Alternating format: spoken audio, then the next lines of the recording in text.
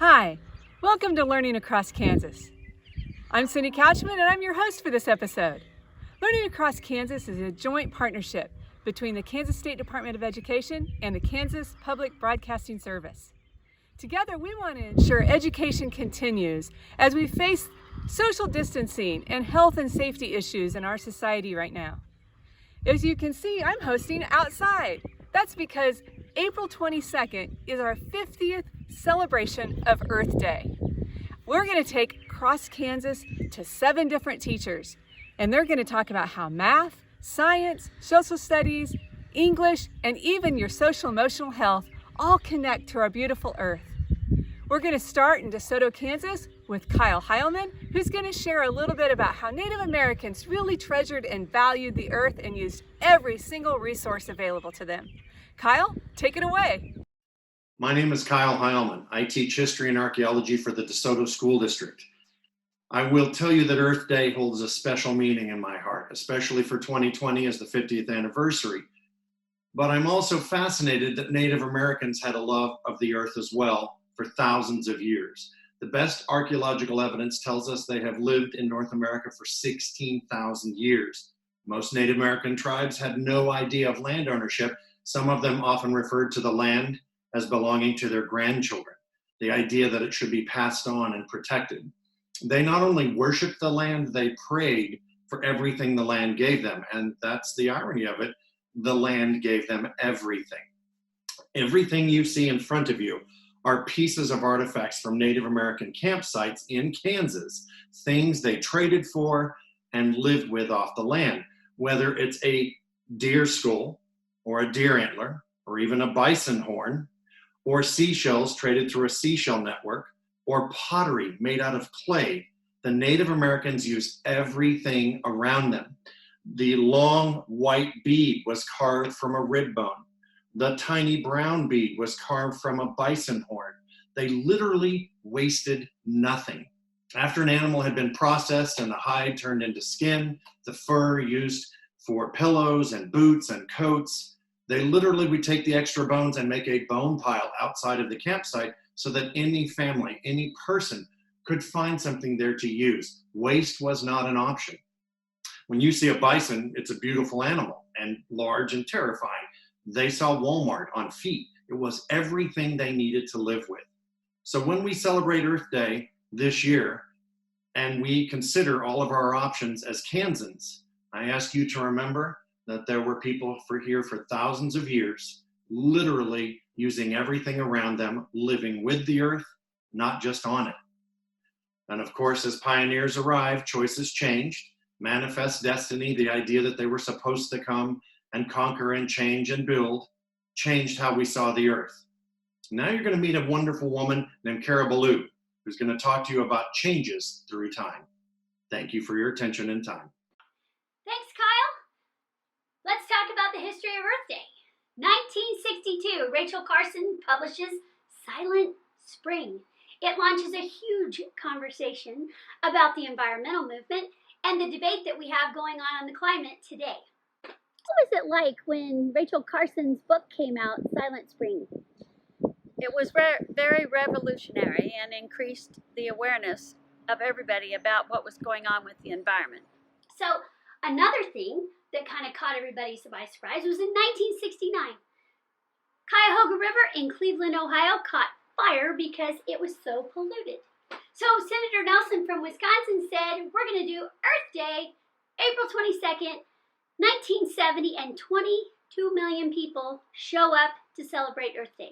This is going to lead to legislation like the Environmental Protection Act, Clean Water and Clean Air Act, Endangered Species. So let's talk about one more thing and go into a little bit of economics. So people respond to awareness. Well, they also respond to economic incentives. So in 1973, the United States supported Israel in the Yom Kippur War, which caused the Arab nations to embargo oil into the United States. Let's see what that did to America's car industry. When we're talking about Earth Day today, there was an embargo of oil in the early 70s also. What kind of an impact did that have? It created long lines at the service stations to put in fuel, and the fuel prices went up from about 39-40 cents a gallon to over $1 a gallon. What did that do to cars? It changed them from the big V8 engines that got 8-9 miles to the gallon to the small economy cars that were getting 30-35 miles to the gallon. One thing was the catalytic converters that they put on cars to cut down on that. They changed it to unleaded fuel, took the lead out. They went from carburation to fuel injection, which gave better mileage. They cut the weight on the cars from big steel frames and steel cars to basically lightweight metal. And now I'd like to thank my parents for their help in showing us how people and things change over time using a little history on Earth Day and their 1960 Chevy Impala bubble top. Now back to Cindy Couchman. Kansas school buildings may be closed for the remainder of the academic year, but school is still in session. Keeping students engaged in the learning process during this extraordinary time is critical for their ongoing success. We salute our teachers, parents, and guardians who are committed to ensuring their students finish this year strong. We're all ready for our lives to get back to normal, but until that time, Kansas students, keep learning and keep working towards your goals. Together, Kansans can. Thank you, Kyle and Kara. From learning how Native Americans really valued the land and used every resource to its fullest potential, to how Earth Day has influenced legislation and continues to protect our Earth, even through the cars we drive.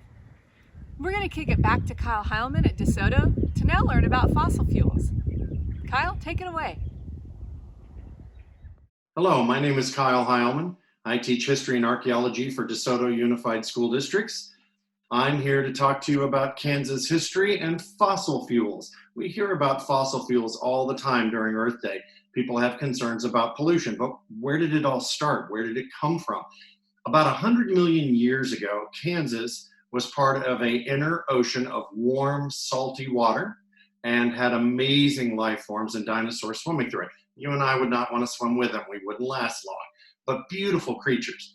Now, if you have a fish tank and you've seen what settles at the bottom of your fish tank, fish, food, remnants, plants, that is exactly what limestone is made up of for Kansas. We are the bottom of a prehistoric ocean. And all of that biological material rotted and processed and literally created oil, coal, and natural gas, hence the title fossil fuels.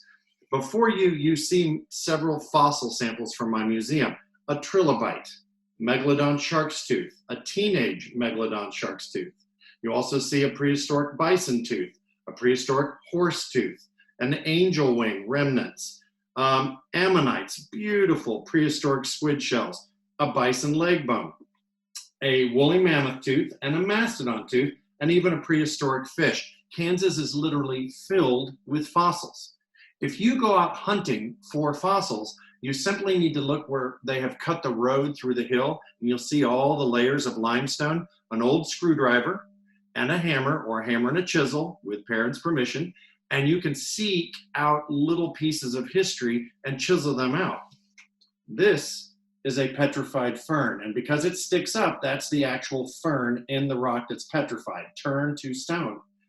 If you look carefully, you'll find little fragments like this with hundreds of thousands of petrified fossils in them. And if you're lucky, you might even find a sedimentary layer from the bottom of the prehistoric ocean. Fossil fuels are great. They worked fantastic for us for almost 200 years, but they do produce CO2. And you're about to meet an amazing teacher named Cheriel de la Cruz, and she's going to talk to you about CO2 and mathematics. Have a great day. Thank you for your time and your attention. Thank you, Kyle. This is Cheriel de la Cruz from 50 Wonderful District, Topeka Public Schools.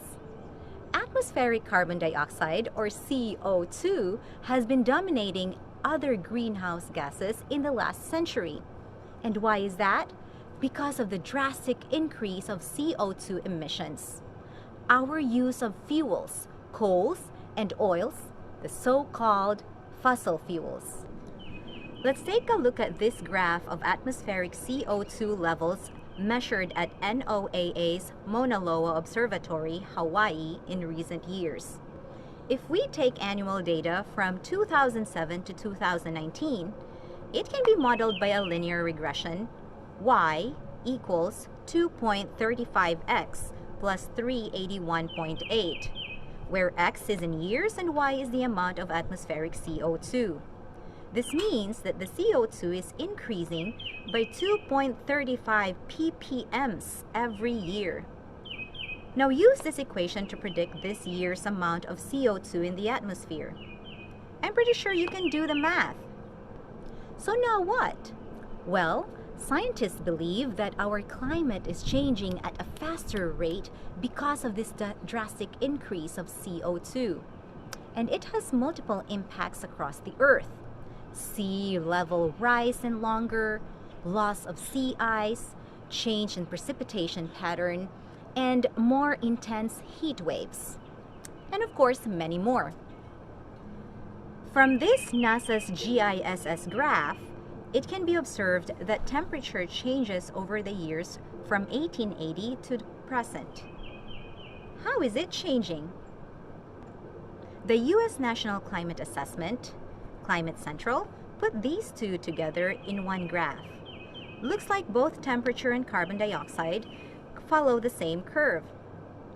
What else do you notice? And what do you wonder?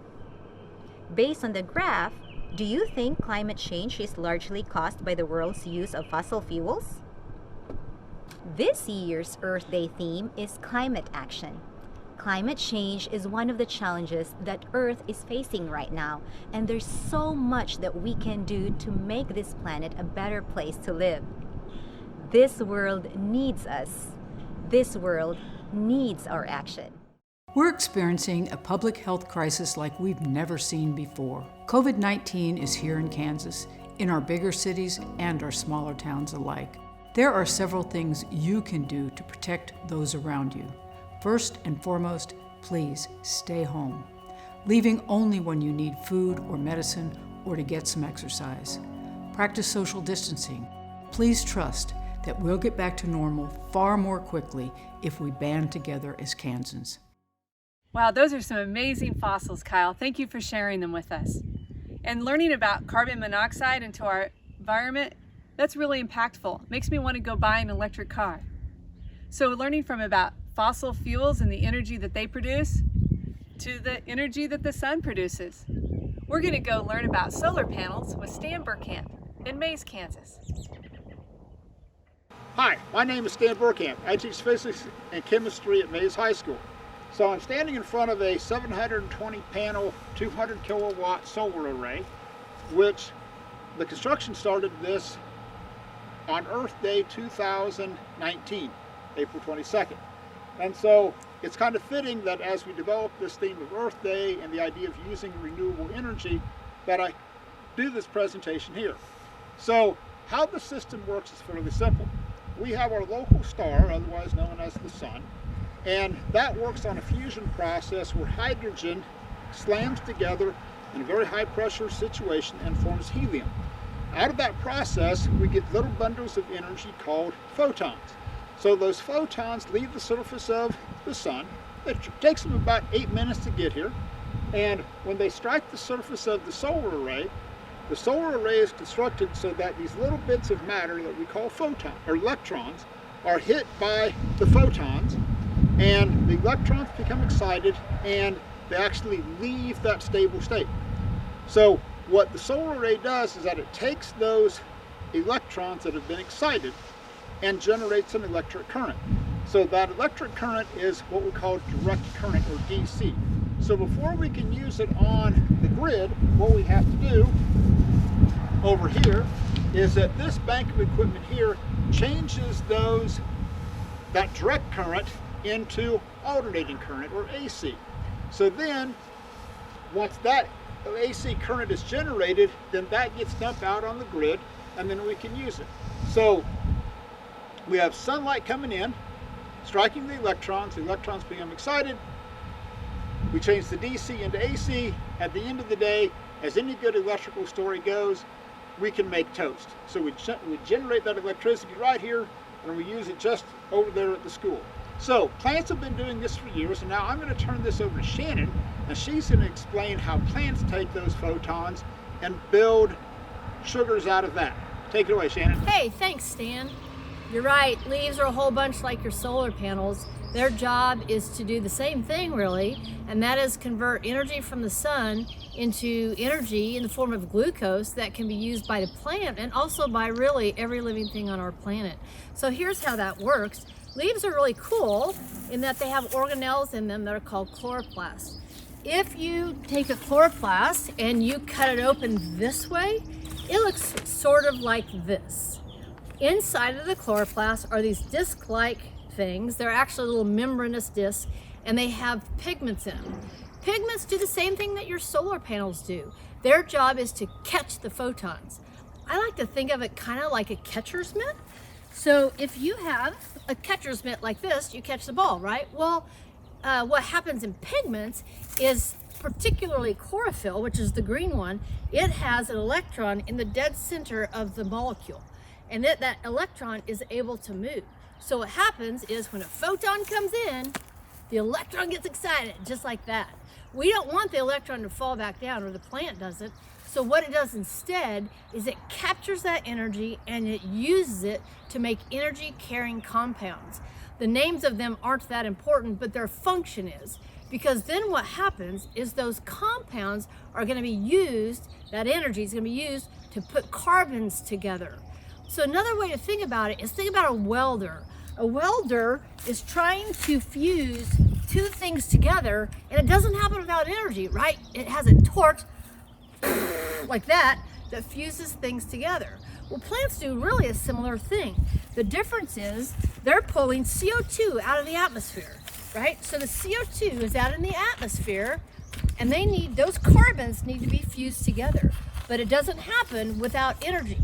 So the energy carrying compounds fuse those two things together, right? And it happens over and over until ultimately you build glucose, which is C6H12O6. So those 6 carbons really ultimately came from CO2 in the atmosphere. Now this energy can be used by critters eating the glucose, and it starts almost every food chain on our planet. Yay, glucose. That's why this is a big deal. You're going to learn how to use that from Heidi here in a minute, but right now we're going to toss it back to Cindy. Hey parents, you're doing great! With Kansas school buildings closed and homes being turned into classrooms, parents and caregivers have expanded their roles in their students' learning. This is a new experience for most of us, so let's show one another a little grace. When you and your students start to feel overwhelmed or stressed, take a break. It's really okay. Keeping students interested and engaged in learning is the key to success. Remember, you have an entire community of fellow caregivers and teachers to lean on. Reach out. Together, Kansans can. We learned from Stan Bergkamp and Shannon Ralph how the energy that the sun produces can be captured in solar panels in the same way that we capture it to produce glucose in plants. Next, we're going to go to Heidi Albin in Mays, who talks about that same energy from the sun and what it does in our social emotional well-being and the importance of being outside. Heidi, it's off to you. I'm Heidi Albin with Complete High School Mays in Mays, Kansas. Happy Earth Day! Earth Day is a great way to get outside.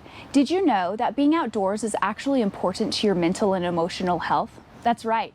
It's so important that not being outside can lead to nature deficit disorder, which refers to the damage that can occur socially and mentally and emotionally and physically when we don't spend enough time outdoors. A quick internet search for scholarly articles will reveal to you the many scientific studies that have indicated that a lack of spending time outdoors can correlate with rises in obesity, diabetes, anxiety, and a stunting of social growth, depression, and even delayed cognitive development. So let's get outside. A great way to get outside and to be productive is to take advantage of the sun providing energy through photosynthesis by starting a garden. And gardening is easier than you think. Hi, I'm John with Sinagro Gardens Education. I wanted to bring you into my hoop house today to see my garden and how well plants can grow with just seeds, sunshine, compost, and water. There is nothing else added to these gardens.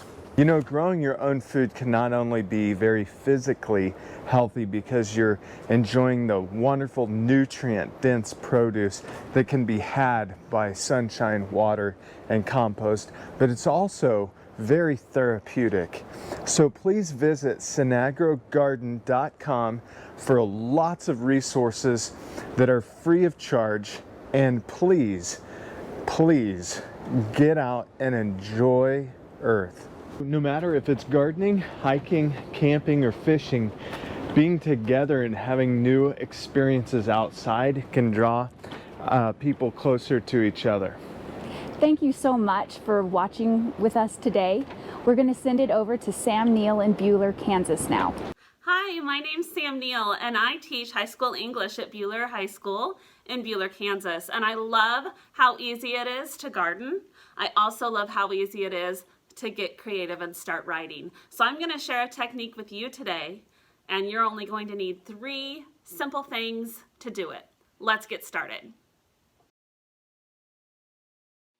The 3 things that you're going to need to start your roll die poetry are a notebook or a piece of paper, something to write with, and a die from one of the games in your house. The final thing you're going to need is some inspiration. So I took some pictures around my neighborhood, and that inspired me to start writing. What you need to do is label each line 1 to 10 on a piece of paper. These become your lines of poetry.